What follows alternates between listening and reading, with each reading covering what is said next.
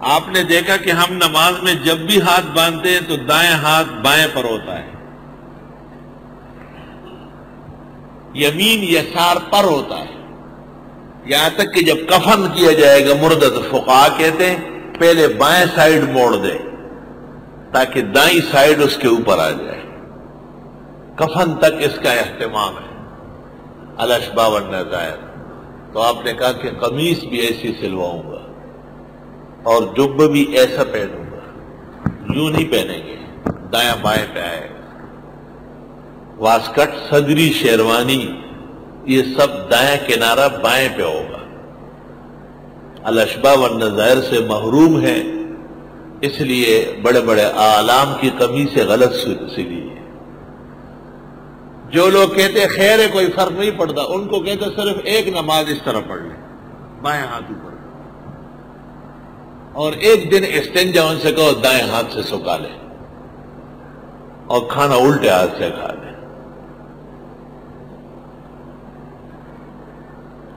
تیرا جی نہ چاہے تو بانے ہزار ہے، اور آنکھیں اگر بند ہے تو پھر دن بھی رات ہے۔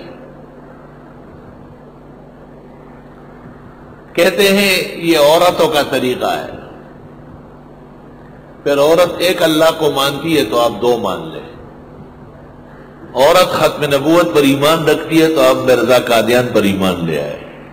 شرم تم کو مگر نہیں آتی، یہ کہتے ہوئے شرم بھی نہیں ہے۔ پھر عورت اس طرح ہاتھ باندھتی ہے دائیں بائیں پہ تو آپ الٹا باندھ لیں۔ غلط عادت پڑ گئی ہے، اور عادات ہونا آدا ہونا، غلط عادت چھوڑانا آسان کام نہیں۔ اس کا یہ مطلب نہیں کہ آپ لوگوں سے لڑنا شروع کر دیں، آپ پہلے اپنے آپ کو ٹھیک کر لیں۔ یہ ہم سے دور حدیث پڑھنے بیٹھتے ہیں سال بھر، مشکل سے ان میں آدھے کے قریب ٹھیک ہو جاتے ہیں۔ سب پڑھنے والے واقعی پڑھنے والے نہیں ہوتے، کچھ پھاڑنے والے بھی ہوتے ہیں، اور سب بامراد نہیں ہوتے، بہت سارے بد نصیب بھی آتے ہیں۔ یہ اور کیا، جب عمل نہیں کرتے تو بد نصیبی کی نشانی ہے۔ چونکہ ایک عرصے دراز سے ایک عمل چلا ہے تو اس میں ذرا نرم لہجہ رکھو، سمجھاؤ پورا، لوگ کا حساب پھر نہ کرو، آپ مسئلہ بیان کرو۔ آئی سوال؟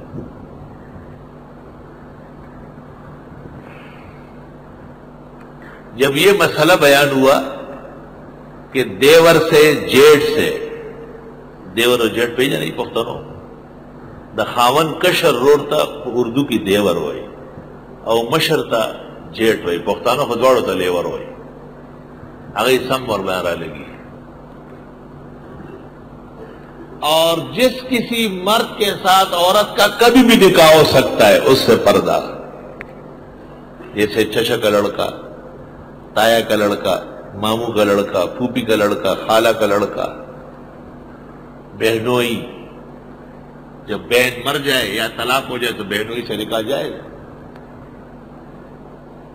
جب میں نے یہ مسئلہ بیان کیا کہ جن افراد سے کبھی بھی نکاح ہو سکتا ہے ان سے خاتون کا پردہ فرض، ڈنکے کی چوٹ بیان ہوا۔ ہمارے جہانگیرے میں ایک بزرگ عالم جو میرے استاذ بھی ہے، ان سے کہا گیا، انہوں نے کہا نہیں اتنی سختی نہیں، اتنی سختی نہیں، پردہ ہے لیکن سختی نہیں۔ مجھے پتہ چل گیا، میں جب جہانگیرہ گیا میں نے تمام اماموں کو کہا کہ آج جمعے کی نماز ہمارے ہاں پڑھ لیں اور کھانا کھائیں گے، بلا چلا ہوا ڈوڑے ہوئے تو ہوگا، ڈوڑے پہ جو ہے اشنغر تب خوب میں نے بکرے وکرے کاٹے، دیکھ پکوائے، ملیان دا جب شلے گری خے گوڑے کڑے۔ جمعے کی نماز میں نے خود پڑھانی تھی، تقریر میں نے کی، یہ مسئلہ بیان کیا، محلے والے سب بیٹھے، حضرت شیخ بھی محراب میں بیٹھے تکیے کے اوپر۔ میں نے کہا حضرت مسئلہ اس طرح ہے یا نہیں؟ کہا بالکل۔ میں نے وہ حدیث بخاری سے بیان کی کہ جب حضرت سے پوچھا گیا کہ حضرت وَأَمَّا الْحَمْوُ، ہم وہ کہتے ہیں دیور کو، دا خاون کا شروع، تو حضرت نے کہا الحمو هو الموت، دیور تو موت سمجھ لے، کیونکہ وہ تو جانتا ہے کہ بابی آئس کریم کھاتی ہے، بھابھی آئس کریم اچھا ہے، بس ہو گیا کام، 25% تو ہو گیا۔ اس کو پتا ہے کہ بھابھی کس طرح کپڑے پسند کرتی ہے، اس رنگ کا کپڑا لے آئے، بھابھی اور بھی لاؤں گا۔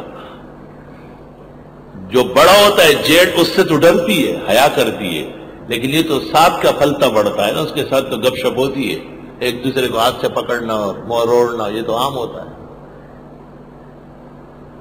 نہ ممبر میں ورته میں پښتنو په ایمان وای تاسو کې پردشتا، تاسو پنجابیانو ته وای چې هغه چوبو ته وای پاڼي او سره لاندې کده کاڼي، ما تاسو دا سټونو هم د کاڼي لاندې بګال، د ماماز د ترز د ترورز لیوار تربور دا ټول دای کړه سم سری لکه سکیټي په سارا کې سری ور کړه سری، تاسو کې مې پرده لا کوم نه راغی، چا وی تاسو پرده کوو، دا خو چا ته پته نشته۔